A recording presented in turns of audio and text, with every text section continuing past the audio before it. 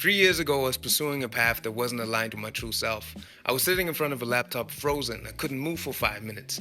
And all of a sudden, I stood up and I screamed, I don't want to do this shit no more. And that scream was one of the most liberating moments I had in years. Here's why. I'm a musician, and if you know about the music industry, it's a bit harder to earn a good income and to live off of it. And I was working a part-time job at a sneaker store, still pursuing my dream at the same time, and wasn't earning that much money, but enough to live off. And although my family supported me, there was one particular family member who always said, oh, you need to make more money. You need to make more money. You don't have enough money. And at some point, it started annoying me. And then there was this moment at my birthday where I just had enough. I just had enough because I didn't have a lot of money in my bank account. We went out for dinner. I couldn't pay, and it felt a bit embarrassing, a bit humiliating. It was just in my mind. In hindsight, I have a different view of it. But on that day, I said, I had enough of being broke. I'm tired of being broke. I'm tired of this. I'm angry, and out of this anger, I wanted to prove something to that person, to the world, and I didn't want to be this brokey anymore. And then I decided to chase money. I didn't care about how it was going to happen. I wanted to have something that was at least in my interest. And I struggled to find something, and eventually I came across copywriting, which is a great skill to learn, and I'm grateful that I learned it. And in the beginning, it was nice. Like, I just learned the basics of it. But after a few months, I invested in a couple of courses. And then there was this one course where I took all of my savings, all of my investments, and put all of that money in because there was a challenge to get your first client in the 10 weeks. And I was like, you know what? I quit my job because I go all in with this. And as I started off on that path, I already knew that it's not aligned. I already felt there was something off. Although it was very rewarding and you could make a lot of money in it, something inside of me told me this is not the real you. But I kept pursuing it. And after this was after 3 months approximately, or three to 4 months. And then when I started that 10-week challenge, I think in the 8th week or something, I was already close to landing my first client. I was already making progress. But it was this day when I went to the gym. I was just sitting in the sauna. And I allowed myself to sit in the sauna because before that I was just grinding and hustling the whole time. And then I also went into the whirlpool just to relax because they offered it there. And it was the first time. I was sitting there by myself and I was laughing my ass off. I was really laughing out loud. I was saying to myself, why am I stressing myself so much? Why am I putting so much pressure on myself? Because I was stressing myself enormously. And I just realized it's not that serious. Although I quit my job and although I didn't know what's coming next. And the next day, I was sitting in front of the laptop. I wanted to practice my writing skills. I wanted to do the reach out, all of that stuff. And I just couldn't. I was sitting there frozen. I couldn't move my body. And I was just staring at the screen. And I felt so, I can't even describe this feeling. I felt empty and angry and lost and fed up with everything at the same time, And all of a sudden I just stood up and I screamed, I don't want to do this shit no more. And I was screaming it again and again. And in that moment I realized this is not for me. And I just quit at that point. I let it go. In Japanese, there's a term called satori or satorai. I don't know how to pronounce it. I think satori. And that stands for instant awakening. And the funny thing is I already had a spiritual awakening in 2020.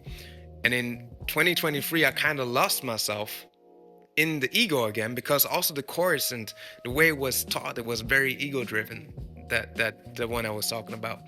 And I just lost myself in that worldly, in the outer worldly world, like I was just so focused on the material stuff. I was so focused on proving something to somebody. I was so focused on increasing my status, on being seen as the high achiever, on being seen as a successful person. And in that moment, I let it all go. I just let it go. And I was so happy. After months, I felt enormous happiness again for a long time. And it was funny because Before that, I was always chasing goals. I was always writing down my goals, and I still write down my intentions. But I was so rigid with my focus. I was so narrow in my pursuit of my passions or the things I wanted to pursue. And there was always this pressure. There was always this, I have to do it, you know? And after that experience, I just let it go. And it was the first time where I kind of drifted, where I didn't write down any goals, where I didn't look at any goals, or where I didn't focus on anything. I was just in the moment and I was just enjoying it. And although I quit my job and I didn't know what's coming next, I just felt this sense of safety. I just sensed that I'm protected. I felt that I'm provided for. And I felt this trust in myself and in the universe or in source or whatever you want to call it. And a week after that event, when I decided to quit and decided to let it all go, I went into the woods. I went for a walk, and I wanted to go deep into myself because I avoided meditation, like real proper meditation, for a long time. I just sat down for 5 minutes in the morning and didn't really take the time to go within. And in that meditation, like I walked to the woods, sitting on a beautiful bench with a beautiful view, and I was sitting down and just was doing some breath work and got into it, you know. And at some point, this voice came up, and that voice told me, I'm always here for you. I'm always giving you everything you need. I'm always sending you the right people, the right circumstances. I'm always giving you all the conditions that you need for your fulfillment. And I'm leading you to the best places possible that are meant for you, but you have to listen. If you don't listen, you learn the lesson. And in that moment, I got so emotional, I had to cry because I just felt this enormous gratitude. I just felt so grateful to be alive. And because I felt my inner voice again, I felt my guidance again, I felt my intuition or the divine in me again, however you want to call it. And that moment shifted everything for me. In that moment, I realized who I truly am again, because it was kind of like an reawakening. Because like I said before, I had an awakening before, then I lost myself, and it was a reawakening again. And I just noticed that I suppressed my intuition, my inner voice, for months. I didn't take the time to listen to it because it was always telling me, hey, this is not you, this is not your path. And here's the lesson. Here's what I want to share with you. What's so important, because a lot of people never listen to that inner voice, and they carry that suppressed emotions for years, pursuing a path that's not for them, pursuing something just because they want to please their parents or society or whoever's out there, like for whoever you do it, for whomever you do it. I don't know. But it's so important to listen to your inner voice, because your intuition is always speaking to you. But if you don't listen, it will teach you through pain. And you don't have to go through pain all the time. Pain is a part of life. There's a phase of life where we suffer. But a lot of times we put suffering on ourselves.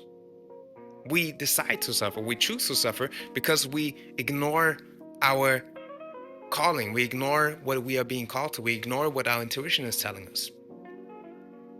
And some people say ignorance is bliss, but in that case, it's not. Because if you ignore something, ignore the ego, you know?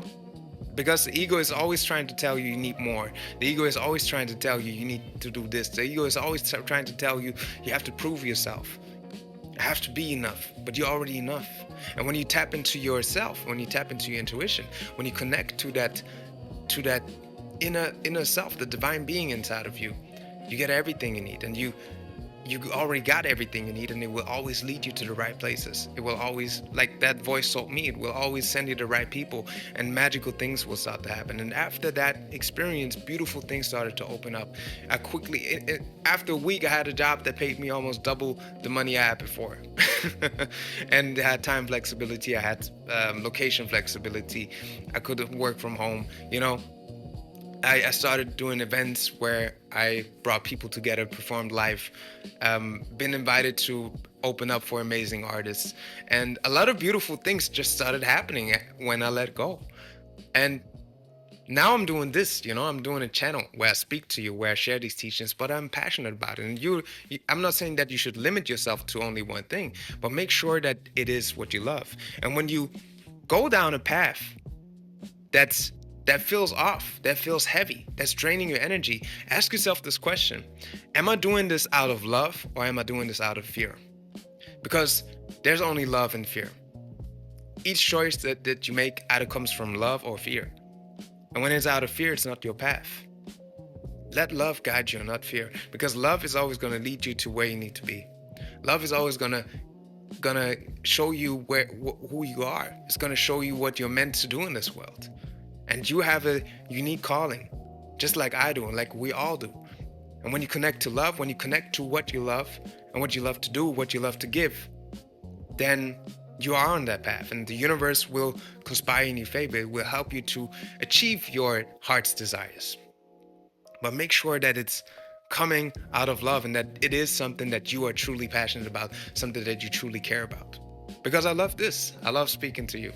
I love sharing teachings. I love talking about energy mastery, emotional alchemy, manifestation, studies in consciousness. I'm passionate about this.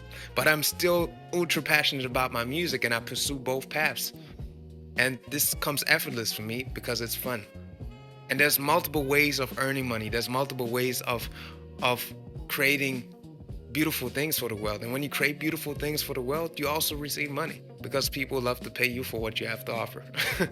If it's coming from the heart and it's truly helping them. And if you serve from the heart, you always will be provided for. Because if you ask the universe, how may I serve? It asks you back, how may I serve you?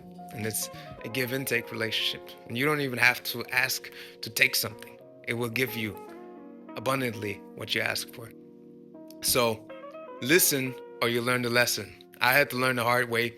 Maybe you had to learn it too. It's part of the human experience. But if you're watching this now and you feel like you're on a path that's not fully aligned with yourself, then tap in with yourself and ask yourself again, is this coming from love, or is this coming from fear? I hope this was helpful. And if you need something, if you want to go deeper into something that I've created something called the elevation, the energy reset. Previously I called it the elevation gap, but I called it the energy reset. And in there I show you free practices that help me enormously: how to reset your energy, how to increase your awareness, and how to become aware of what's serving you and what's draining you. So you can get that for free in my bio or in the link in the description. And I thank you for your time. Thank you for listening. I am Law Heru, and this is the way of law. One love.